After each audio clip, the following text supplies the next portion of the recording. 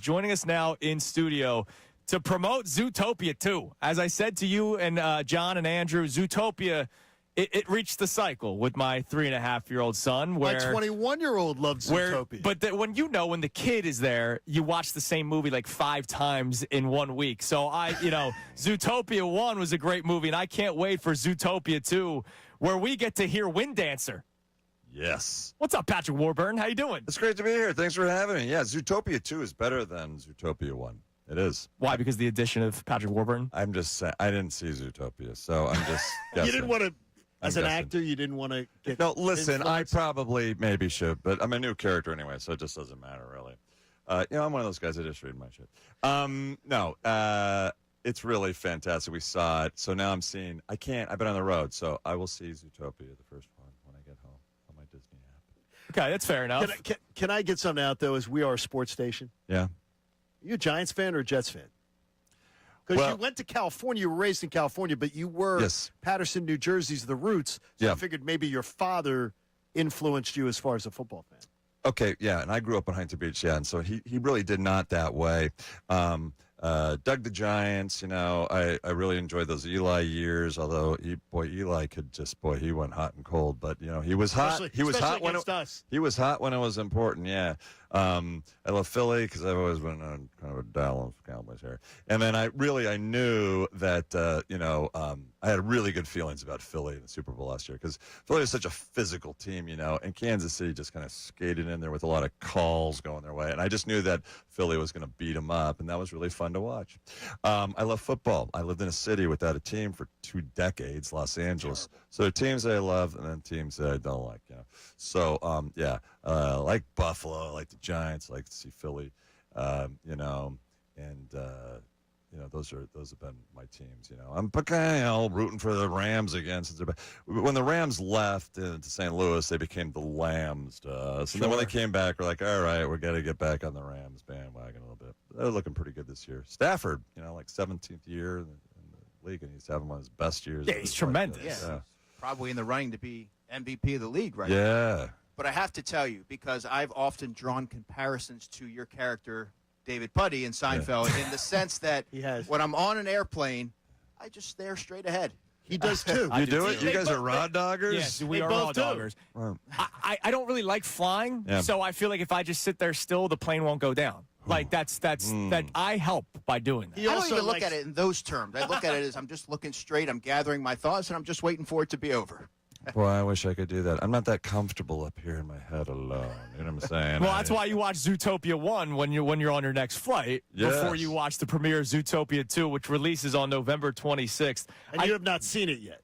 I have seen the Zootopia. Oh, you've seen it? Yeah, we actually had the world premiere at the El Cap there in Hollywood. Closed down Hollywood Boulevard. Yeah, it was huge. Now, That's cool. when you do these movies, do you actually see the cast, the rest of the cast? Because I know that they tend to record spots and lines. You always see these about these movies. No, we record individually. Everybody, yes. Okay, so they're all individual. So you're not even feeling till the movie premiere. Is that where you're all getting to hang out? Yeah. What was the recording process like for you? How long did it take you to record all of your parts? Not a lot, and and I didn't even get involved until I think a little over a year ago. Like when we did The Emperor's New Groove, that was a 4-year process, and they've kind of streamlined it a bit here. I know that they had spent more time, with this film than just a little over a year, but that's when I got involved. Yeah. Do you get residuals on Emperor's New Groove cartoons and stuff like that? Yeah. When you do voiceovers, because I don't know if it's the same as acting on a TV series. It's not, and I don't really look at I'm not sure what's rolling in on that, but I think perhaps something is coming in on that. You're paying the bills. Yeah, well, yeah. I know those Seinfeld residuals are great. When I did Seinfeld, I made $3,500 an episode. That's awesome. That's it. Everybody thought I got rich on that. And by the way, I wasn't going to negotiate for more because he just wanted to be on the show. So I just told my agents, stay away. We're going to try to muscle it out to $5,000 an episode. It's like, it's just important to be on the show. So just leave them alone. They want to call me back. What do you like most? Animation, obviously on set, whether it's a TV, movie. What's your favorite kind of style of work to do? different styles for different reasons. You know, I love doing the animation, especially when you're working with Disney, because there's so many artists involved, and it's great. It doesn't take that long to lend your voice, and at the end you get to see the compilation of so many artists and so much work that's been done, and see it all come together. So that's really fun. I didn't get into the biz to do voiceover work. That just kind of sort of became like a happy accident. Sure. And, you know, shortly after Seinfeld, I had some opportunities. I expressed an interest, and that's when I started doing things like Family Guy, The Emperor's New Groove, and I did the voice of Buzz Lightyear of Star Command because Tim Allen wasn't going to do it, you know, and I got offered that, and I knew exactly right off the bat I'd be the poor man's Buzz, you know, but I didn't care. Have you ever met somebody that was a bigger fan of Jeff Bingham? Yeah, there's a lot. Then even Putty was great. Yeah, but to me, Jeff Bingham, and I've tried to tell him numerous times. Yeah, like, you have. Watch Rules of Engagement. Yeah. I think it is funny. And when Timmy came onto that show, to me, the show took off. Yeah. Like, I think that was that added element to that show. You know, for sitcoms, it was a great sitcom. There's only 100 episodes because we were mid-season every year. You always did. Why was that? Because the network didn't own the show. So the network's going to promote the shows they own. So we were mid-season every year, and so we were never on the schedule. They would just drop us in when, you know, one of their new shows would, you know, the bed, as they say. And you know, so we were like an insurance policy. At the end of 7 years of that, they had 100, goes into syndication, and it's killed in syndication. But it's a show that should have, you know, 200 episodes. It is a great show. All right, so we got 2 minutes left. Don't forget, Zootopia 2 releases on November 26th. We have a game to play with you. Yeah, all right. And you're either going to make you're going to do well. You're either going to make Colin happy or Joe happy. We have 2 callers that are on hold. Colin will win if you get all 3 right.